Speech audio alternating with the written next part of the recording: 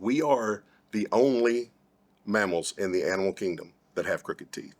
I've never noticed that. Now it's going to really stand out to me. Right, You're right. for sure. Horses have very straight teeth. Well, And if you go back and you start analyzing ancient skulls, you'll find that 99% of them have almost perfectly straight teeth.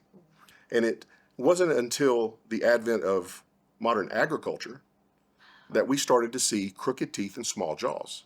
Our ancestors used to eat something really hard, and that really hard food, like roots and tubers, Right. that would use their muscles, use their teeth, use their jaws to crush through that food, that would develop the jawbone. So we don't do that. We eat Little Debbie snack cakes and hamburgers, right? And so it's very something really specific. soft. Soft food. Right, Yeah. soft foods. And so that's everybody, 85% of the population, and we've known this for decades, has upper and lower jaw structure that is too deficient, okay? Wow. That's why everybody has crooked teeth.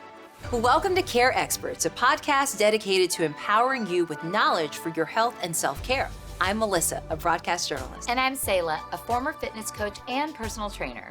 Each week, we interview top wellness and medical specialists from across the country, addressing your questions, even those you might be afraid to ask. From your fur baby's well-being to skincare secrets to honest talk about bigger health issues, get it straight from the expert. Join us every Wednesday for insights that will guide you on your health journey. From cosmetic to dental and vet to vision, this is Care Experts. Today, we are talking about the connection between dental issues and sleep disorders. Which I had no idea there was a connection between the two. Did you know about Nope, that? me neither. I'm excited to hear. Yeah, so am I. And the perfect person to talk to is someone who is double board certified. He's the only one who is double board certified in craniofacial pain and dental sleep medicine, the only practitioner in the state of Arkansas. Wow. Dr. Stephen Deal. He'll be joining us today on Care Experts. Well, let's bring him in.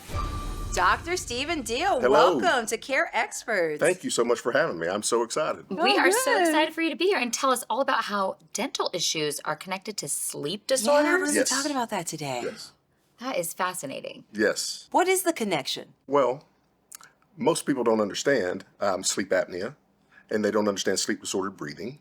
And so when you try to have a conversation with a patient about, they're sitting in the dental chair, and they're trying to have a conversation about sleep, they're looking at me like I'm crazy, right? But honestly, the dental office is one of the best places for you to start recognizing the signs and symptoms of sleep apnea. If a patient comes into my practice and I look at their paperwork, they have high blood pressure, type 2 diabetes, even if they're on an antidepressant. Plus, I look in their mouth and they have the signs of bruxing and grinding their teeth. And they have scallop down the sides of their tongue. If these symptoms are there, these signs and symptoms are there, I'm definitely going to have a conversation with the patient about sleep. Because more times than not, that's a high degree of accuracy with those symptoms Sure. that tells you the patient needs to go and have it checked out. Well, let's start by defining what sleep Sure. apnea actually is, doctor. Yes. What is sleep apnea? Sleep apnea is actually the cessation of breathing while you're asleep. There is obstructive sleep apnea. That is when you stop breathing. Okay. There's something called central sleep apnea, but that's more of the brain not regulating the breathing correctly. Okay. And so that's not that common. However, obstructive sleep apnea, millions and millions of Americans are suffering from that and undiagnosed. What causes that? Like, how would you even know that that's something that you have? Most frequently, the biggest symptom is excessive daytime sleepiness. So they'll get up in the morning. They've rested for 8 hours, but they don't feel like they've rested for 8 hours.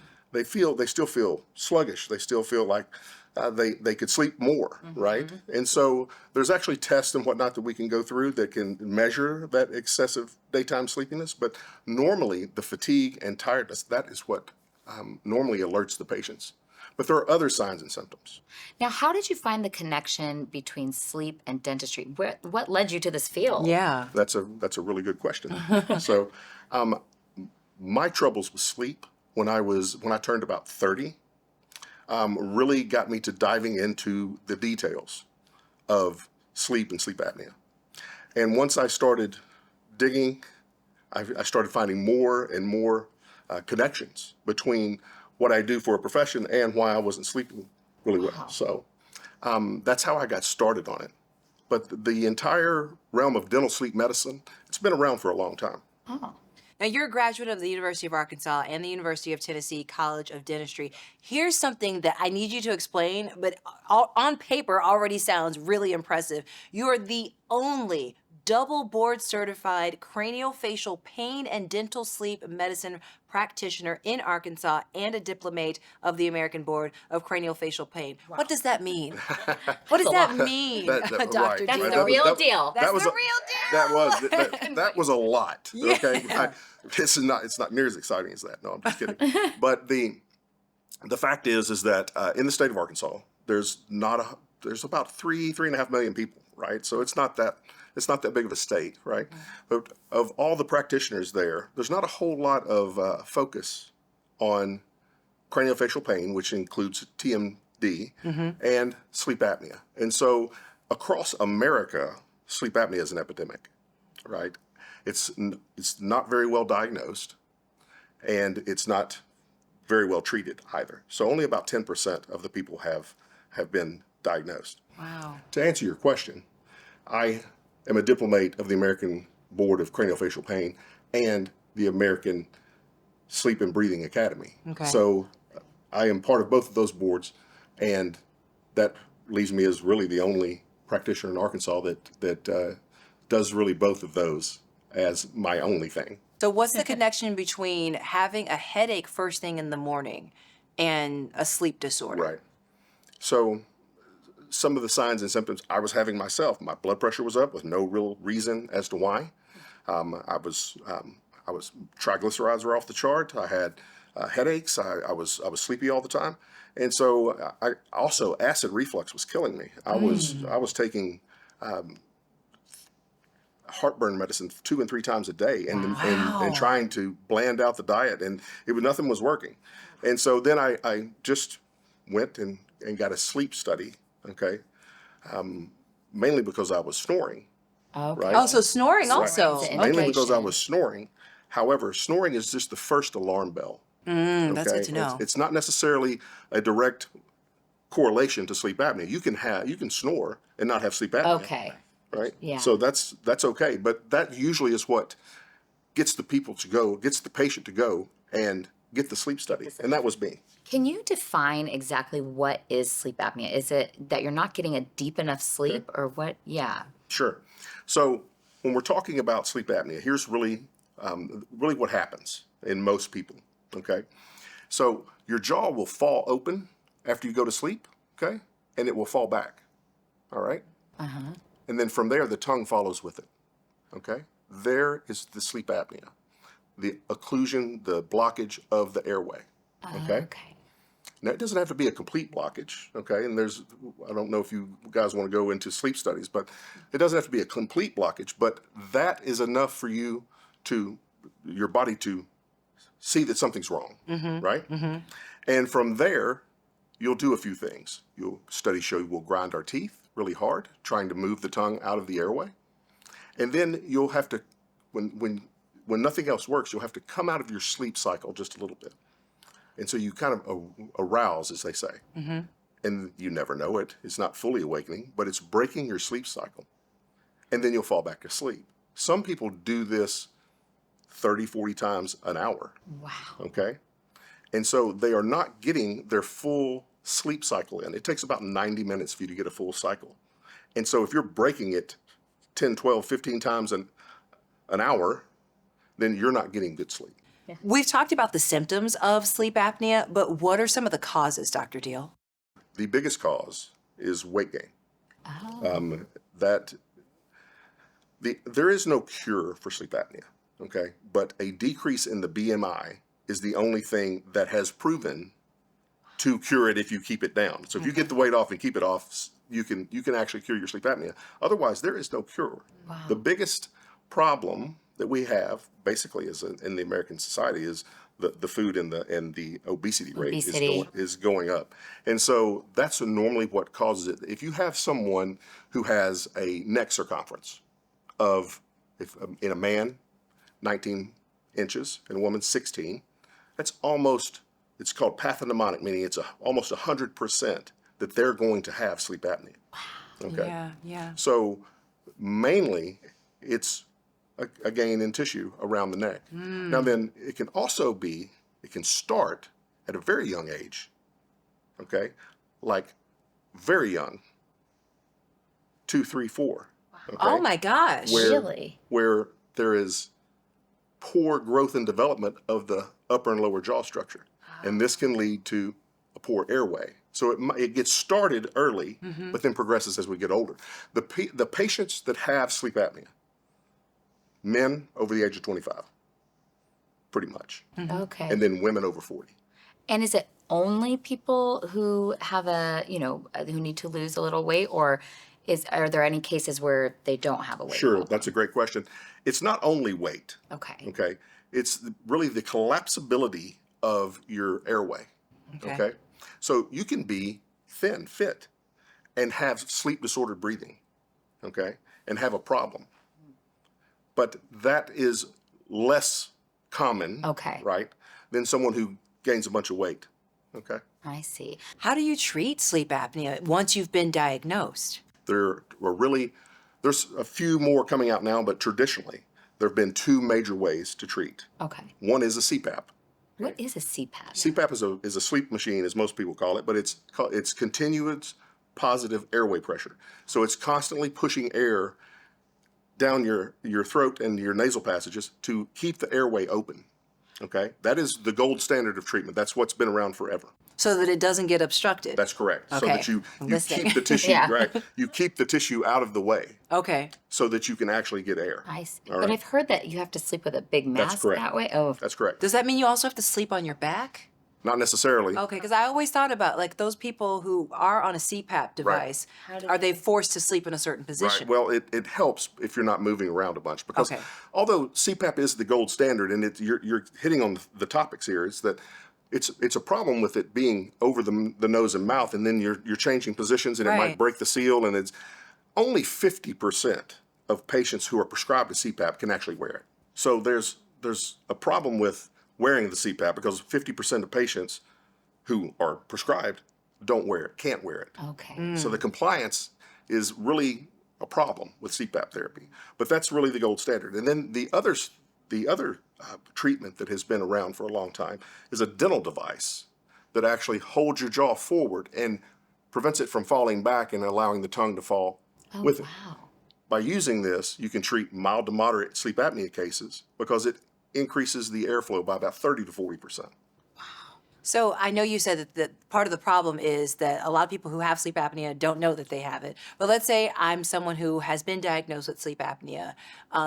Who is a good candidate, though, once you're diagnosed for a CPAP device? Another good question. So for a CPAP, basically anyone who has the diagnosis of sleep apnea, Okay. they're initially going to get an offer of a CPAP, Okay. a prescription for a CPAP. Okay. Now then, again, lots and lots can't wear it. So they will be seeking out other treatment. And that's where the dental devices come in. So then can you talk a little bit about the role of dentistry in sleep apnea treatment in general and the connection there? Right. So the American Medical Association came out and said that they need doctors to diagnose sleep apnea. So as a dentist, I can't diagnose sleep apnea. Okay. However, off the prescription of a medical provider, dentists can fabricate, and the American Medical Association says it's the role of a dentist. It needs to be made by a dentist Okay. for an oral appliance for sleep apnea.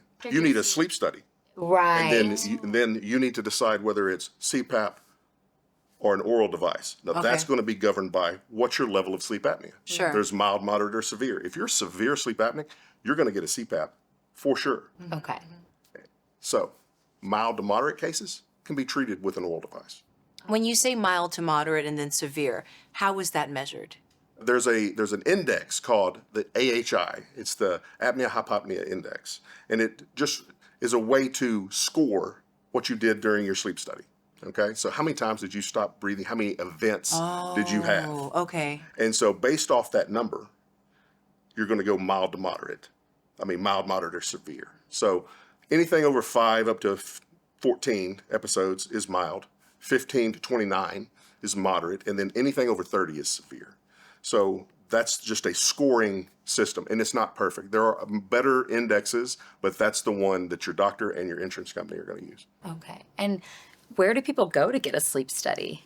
Most people in the U.S. now are being prescribed take-home sleep studies. Oh, But there are sleep centers everywhere, every city, where you can go, and most hospitals have a sleep center, where you can go and they put you in a hospital bed, put you on 70 electrodes and try to get a good night's sleep, right? So it's Yeah. kind of hard. Sleep studies are still the in-house, in-lab polysomnogram, as they call it, is still the gold standard. However, take-home sleep studies, the technology is becoming huge on those. And so it is a much more convenient option.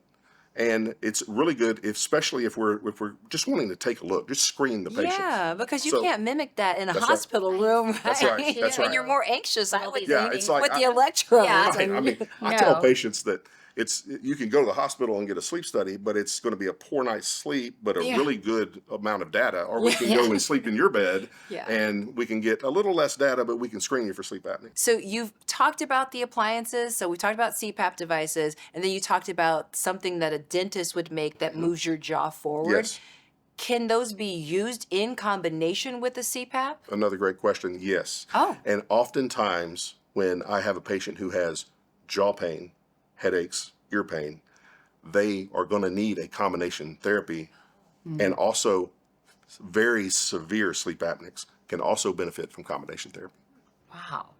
How do you get a sleep apnea dental device? Does somebody, you mentioned they have to go to the doctor first, get the sleep study, and then they refer you to the dentist. Is that the process? Yeah, that's normally the process. I work with lots of sleep physicians, so I can kind of shortcut the process sometimes where I'm send them home with the sleep study, doctors read it, and they send me a report.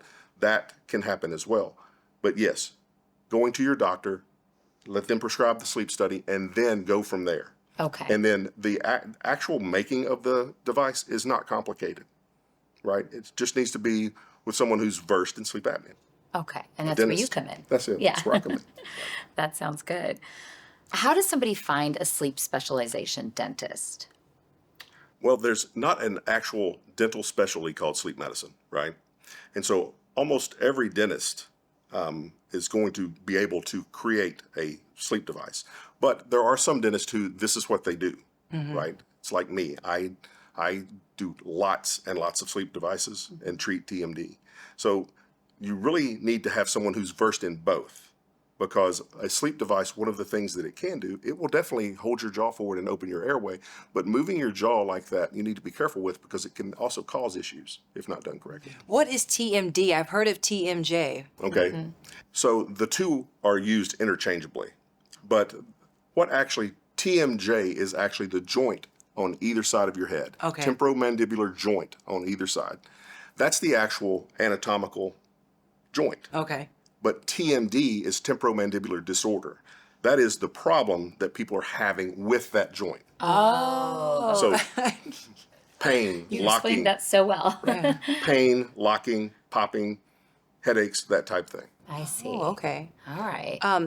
How does TMJ pain and dysfunction of that not working properly, how can that disrupt someone's sleep? So when you're talking about TMD and sleep apnea, they are related. Okay. Okay. In a lot of cases, it's a physical jaw position thing. Okay. Like I mentioned before with sleep apnea, patient will fall asleep, jaw will fall open and fall back. And now the body senses that as a problem because the tongue's in the back of the throat. The tongue goes with it. And so you will clamp down on your teeth and start grinding, but your jaw is out of place. Okay, so now you're putting all that pressure on your jaw, and it's not in the proper anatomical position. So this is what causes damage. This is what causes problems for most of the time for people with TMD. And so that the position of the jaw at nighttime can affect both. Is a mouth guard the same thing as the device that you use to bring the jaw forward, or is that something is that for the teeth? That's something normally different. Oh, okay. So Okay. a sleep apnea device, I wish I would have brought one, but the sleep apnea device is actually an upper and lower device Okay. that allows the jaw to be held forward. A night guard is usually prescribed This is what we learned in school. We didn't learn anything about sleep apnea in school. But what we learned in school was that when people grind their teeth, we make them a night guard. Yeah, that's what I had. Right, exactly. Well, in some cases, okay, like in 2004, the Journal of Periodontics came out and said, these devices, these nighttime devices, the night guards, Okay. they can actually exacerbate the problem with sleep apnea. They can actually cause it to be worse. And the way that works is that I spoke before that bruxing your teeth, grinding your teeth is a result of an airway problem. Okay, that's in the literature now. And so when you are grinding your teeth, you're looking for a handle to hold on to so that you are not sliding any further back, and you're trying to get that tongue out of the airway. So if you go and you have a night guard in place and it's flat, okay, it's slick, then when you bite down, you don't grab hold of anything and your jaw is just able to slide further back. Oh no. Okay. So it can exacerbate it. And that was actually from the Journal of Prosthodontics Okay. in 2004. Oh man. But what is the connection, the direct connection between snoring and sleep apnea? Gotcha. So I tell patients that snoring is like the first alarm bell. Right. Okay. Okay. That's the first sign that your airway is narrowing. Because what snoring actually is when you fall asleep and your airway narrows just a little bit, the tissue in the back of your throat starts to vibrate. Oh. Okay. And that's what makes the snore sound. So that is like the first sign that, hey, I've got an airway that is getting small. And if it's really loud, you should tell him to go get a sleep study. Wow. Okay, I guess I'm good at it. Well, is there such a thing as like a snoring mouthpiece that's specifically for snoring? They are one and the same. Oh, okay. What you're trying to do is you're trying to prop open the airway Okay. with one of those devices, with a sleep apnea device. Okay. Okay. And so whether it's snoring, whether it's mild to moderate sleep apnea, you're going to treat it with a device that holds the jaw forward, keeps the tongue out of the throat. Mandibular advancement devices, what are they? That's a sleep apnea device. An That's MAD what it is a is. mandibular advancement device. Okay. Yes. All right. And what is a tongue retaining device? Same thing. That's been tried. That I have very limited success with a tongue retraining device, a TRD. Not much success with that. I'll tell you what does work though when we're talking about retraining, which is what's called myofunctional therapy. What is that? Myofunctional therapy, you can kind of think about it like physical therapy for your mouth.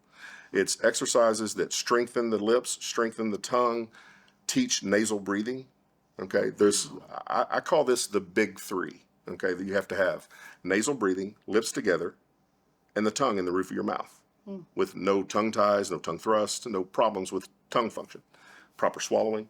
The big three is what most people are missing from that young age that allows them to get into this condition. Wow. And speaking of young age, would you treat a child if the parent notices that and brings a child to you? Are you able to treat Yes. a child that? Yes, Wow. and that myofunctional therapy is one of the biggest things that we will do for that child. Now then, when you're talking about pediatric sleep apnea, and there are more things available to you. Oh. Okay, like they can have a CPAP, and they often do, especially with some of the kids that are a little bit more heavy these days, right? And so, but we really want to talk about maxillary expansion at that age, at the young age. Maximum. Maxillary upper jaw expansion. Okay. And so orthodontically expanding their upper jaw so that they have more nasal volume and more room for their tongue. Oh wow. How important is that early intervention when it comes to promoting proper bone development? It's paramount. Like the grandfather of sleep apnea was Christian Guilleminault from Stanford. And he had a paper that was devoted to this, and his conclusion was that proper growth and development of the upper and lower jaws was the way to treat and to try and prevent sleep apnea. Start young. What age would you say? Normally, you'd like to start when you find it. However, there's a lot of things we could go into here, like breastfeeding and whatnot, that are like in our culture, we don't breastfeed. That's where it kind of starts. We don't get all that action of the muscles to develop the jaws. But a good place to start is about 4 or 5 years old, and have them in a myofunctional training sessions where they're learning and strengthening the tongue, the lips, learning that nasal breathing. Right. So 5, 6, 7, some of my favorite times to treat. Let's go back really quickly, though, to early intervention. As children grow and as their bones continue to mature and develop, do you see a closer connection to sleep and breathing disorders as they get older and those bones continue to mature? Yes, so the story here, okay, is really about upper and lower jaw structure, okay? So it really ties into crooked teeth. Really? Right. We are the only mammals in the animal kingdom that have crooked teeth. I've never noticed that. Now it's going to really stand out to me. Right. You're for right. sure. Horses have very straight teeth. Well, And if you go back and you start analyzing ancient skulls, you'll find that 99% of them have almost perfectly straight teeth with their wisdom teeth and everything. So if you were to ask a doctor, dentist, orthodontist why teeth are crooked, they would tell you that it's genetic, but it's not genetic. Okay? We can go back that far and we see our ancestors had perfectly straight teeth. And it wasn't until the advent of modern agriculture that we started to see crooked teeth and small jaws. And this is where it really started. Our ancestors used to eat something really hard. And that really hard food, like roots and tubers, Right. that would use their muscles, use their teeth, use their jaws to crush through that food, that would develop the jawbone. Okay? So we don't do that. We eat Little Debbie snack cakes and hamburgers, right? And so it's very something really specific. soft. Soft foods. Right, Yeah. soft foods. And so that's everybody, 85% of the population, and we've known this for decades, has upper and lower jaw structure that is too deficient. Okay? wow. That's why everybody has crooked teeth. All right? So what comes along with crooked teeth is the small mouth. The size of the physical size of the mouth is too small. And so you end up with a small airway because the tongue has nowhere to go except towards the back of the throat. And so this is where this starts. And this is why proper growth and development is the way that we should be treating these kids. We shouldn't be waiting on all the teeth to erupt before we start interventions for crooked teeth. Wow. You can see it coming, right? Right, So yeah. we need to be working at early ages when they're still growing and take advantage of that growth Right. so that we can possibly head off some of these problems like sleep apnea, The TMD. root of the problem. yeah, so orthodontic treatment can have a direct impact on someone's sleep airway Yes. space. Yes. Wow. I did For the not rest know of their life. Well, and Yeah. actually, so I have to admit, this episode I think will be very valuable to parents. I have to admit, my pediatric dentist said that about one of my sons, but I just sort of brushed it off. I didn't know. Now I know how important this is. It you is know? very important. Yeah. For sure. Wow. And he's only 3, so I just thought, oh, I'll deal with that later when we Right. get to braces Yeah. or whatever. No, it's a bad idea just to wait. I mean, and honestly, most orthodontists, most dentists are going to tell you, I'll just wait till the permanent teeth come in. At that point, you've missed the boat because the patient's head size, okay, when they're 10, 11, 12, it's 90% of the size that it's going to be as an adult. So you've missed all of this growth that you could have taken care of, that could have taken care of some of this crowding and poor airway. Well, I'm going to get on this. I think so many parents, though, especially moms, we have heard for years, obviously it's wrong, that you do need to wait for all of their baby teeth to fall out Right. and then for all of their grown up or adult teeth to erupt, as you say. But that is just not the case if you want to head off some of these problems and prevent them. That's for sure. Interesting. For sure. And the one of the biggest things is the education and the knowledge base in the dental world, the medical world, and in the public. We don't have enough education on this. We don't learn anything about this in school, in dental school. And so, these are probably should be the first week for sure of dental school, but it's not. So the proper growth and development of the jaws is paramount to a ton of things. Wow. Yeah, like you said, getting to the root of the problem. Right. You have to get to the root of the problem. That is so interesting. And how much of it is a collaboration also between maybe sleep specialists, Right. ENTs, people like that? I was thinking of my son in particular with asthma also. Right. Is it a collaboration with those types of As doctors? far as sleep disordered breathing is concerned, not unless they've tried a CPAP and then they're trying to get some help from us for either expansion or a device. So normally we don't see a whole lot of collaboration with the pediatrics for sure. Okay. Adults is a little different. Okay, like some of my best referral sources are ENTs and medical doctors for TMD. Okay.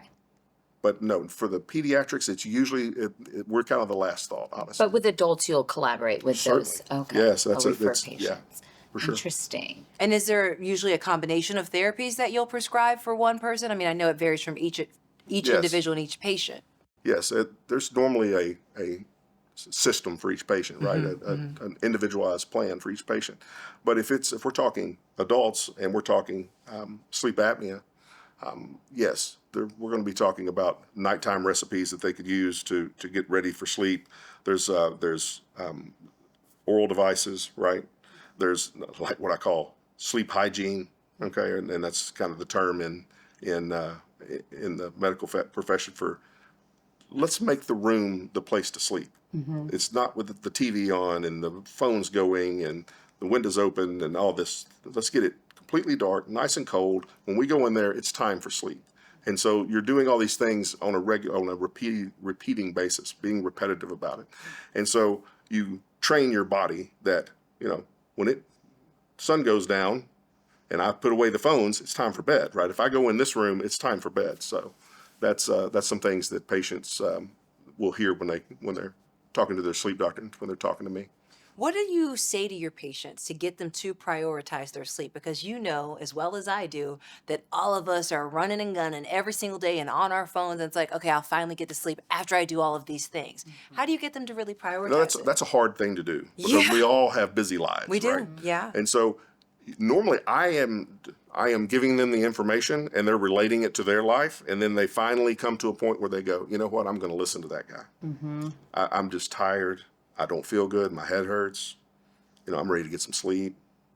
And 1 or 2 nights of good sleep and they're sold, right? They understand the benefit. Yeah. All right, let's talk about teeth crowding and how that affects someone's sleep quality. Can you explain that? Yes, from like what we were talking about, crowded teeth. It's a function of a soft diet is where it starts. And then it's further exacerbated by mouth breathing. Okay, so if we have our mouth open, mouth posture, the tongue is in the bottom of the mouth, and so it's not doing its job, which is to spread out the upper teeth. So when you're talking about crowded teeth, it's the size of the mouth. Okay, the physical size. It should have been big enough to house all the teeth, including the wisdom teeth, right? And plenty of room for the tongue to sit comfortably, not in the back of the throat. Okay, so that's how tooth crowding is interplayed with sleep apnea, right? The volume of the oral cavity is actually less Right. than it should be. We don't have enough room. Is that where orthodontics come in? That's where orthodontics comes in. In fact, FDA approved maxillary expansion just a couple of years ago, which is upper jaw expansion, okay, orthodontically, for the treatment of sleep apnea. Okay, I don't know where you stand on this, Dr. Deal, but I really want to know because one of these trends I've seen on social media, people are taping their mouths closed. Oh, Right. yes. And yeah, and they keep saying they get better sleep. so glad you What asked do you this. think about mouth taping? Mouth Does it taping. work? What Look, should it we know? works, It okay? does? It works? It works. kinda This is a scary. thing, and I've seen it trending here lately. Okay. But mouth taping is a thing. And actually last year in November 2023, there was a study that came out talking about the benefits of lip taping. And it showed that you can decrease sleep disordered breathing by 50% by just taping the lips. And we're not talking about completely taping. You could start with a Band-Aid and see, okay?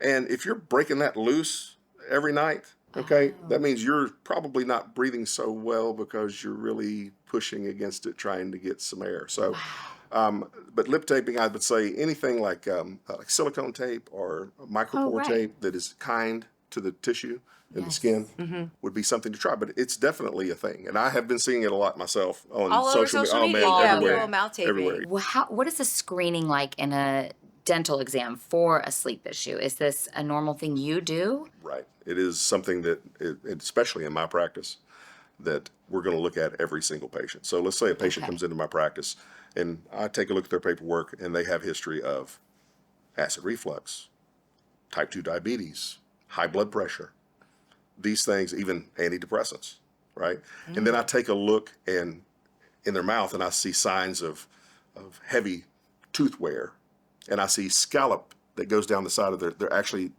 their tongue waves down the side, both sides. That's called tongue scalloping. If you see these symptoms, okay, or 2 or 3 of these symptoms, then I'm going to have a sleep conversation with that patient. Okay. Also, there is some exams that they can take, some little questionnaires that are very accurate for diagnosing the possibility, or actually pointing to the possibility of a sleep problem. There's one is the Epworth Sleepiness Scale. There's another one called Stop Bang. These questions are very simple, like seven questions, and it's very highly accurate to determine what's their sleepiness level during the day. And so based off that, we also may have a sleep conversation. And I just want to make it clear, you're not advocating for mouth taping or saying that mouth taping is a replacement for any of this. No, I'm not. Okay, I just I'm want to not- make sure for I'm- people who are no, listening. no, Yeah. no. That's not the solution. No, that's not the thing. That's not the thing. Right. It's an adjunct to a good sleep protocol. Okay. Right? I wouldn't say just tape the lips and see what happens, Yeah, yeah. especially if you've got a diagnosis of sleep apnea. You need to be talking to your doctor. To a doctor. Thank you. Okay, Dr. Deal, Wow. this is the part of our podcast called Ask the Expert. That is you, where our audience gets to ask you questions. Here's the first one. Are over-the-counter night guards the same as the custom guards you get from your dentist? It's a common question. And so, no, they are not. However, the over-the-counter guards, they have their place, but it is not a custom designed, custom fit.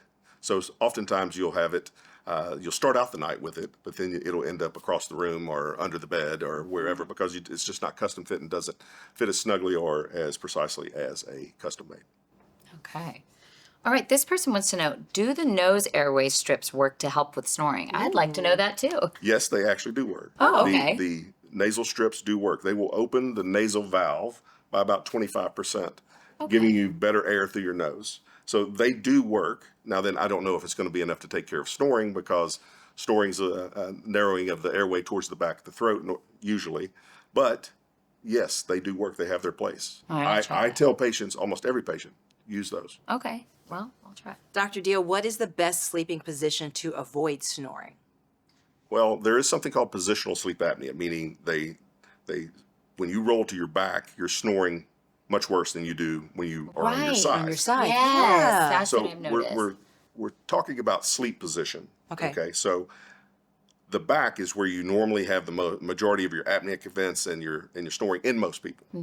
And then on your side, it's a little worse. But stomach sleeping is actually a sign that you don't breathe very well. If you're constantly waking up on your stomach, it means that you're not breathing very well. What are the resources you offer to help patients pay for care? Well, in my practice, in any practice, the financial talk is always, it can always be an issue. It's something that has to be dealt with, right? And so in my practice, you have 3 methods. You can pay with cash, check, you can use a credit card, or you can use the CareCredit credit card. And so that usually takes, giving options like that, takes some of the stress off the patients when you're talking about the finance.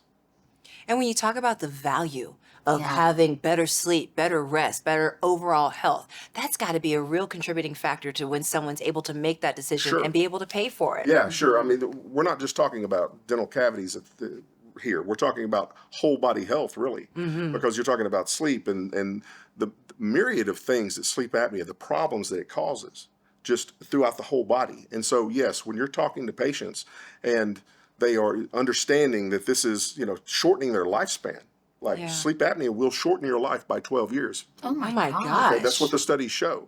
So when we're having those type conversations, it becomes, more important to the patients to get the needed treatment. Yeah, absolutely. Is there anything that we didn't ask you about the direct correlation between your dental solutions that you can offer and sleep apnea? Or any sleep disorders? Anything that you'd want our audience, like a need to know, or you need to go to your doctor right now? Anything. Well, if you're sitting at home and you have the symptoms that I talked about, that these are the easy ones, right? There are others, but these are the easy ones, right? Acid reflux, high blood pressure of an unknown cause, right? They don't really know. Your mama had high blood pressure, so that's not really the thing, right? Okay. Type 2 diabetic. If you have heavy grinding, you grind your teeth. Tooth grinding. The studies show tooth grinding is an airway issue. So we need to be paying attention to this, right? And then see your dentist and let them help you out. See your doctor, let them help you out. But if you have those things, you probably have some sleep disorder breathing. The neck circumference is also another thing. Like I talked about before, Oh, it's right. right. 19-inch neck on a guy, he's got sleep apnea. 16-inch on a female, she's probably got sleep apnea. And then there's age related, like 25 and above on men, 40 and above on women. I really think everybody needs to be seeking a sleep study at those times and stay on top of it. It's not that expensive, especially for a take-home. And it's very convenient with the take-home test. Dr. Deal, I feel like I know so much more now about Yes. sleep apnea and just about the correlation between just all of the dental solutions and things that can be done and the preventative measures that can be taken in Yeah. adolescence. With our to prevent- kids. Yeah, with our kids as Yeah. moms. That's so important to us. So Yeah. thank you so much for being here today on Thank Care you so much Experts. for having We appreciate me. you. I appreciate it. Yeah. Yeah. Thank you so much for joining us and being part of our growing community. Stay tuned for new Care Expert episodes every Wednesday. And don't forget to subscribe on your favorite podcast app and YouTube.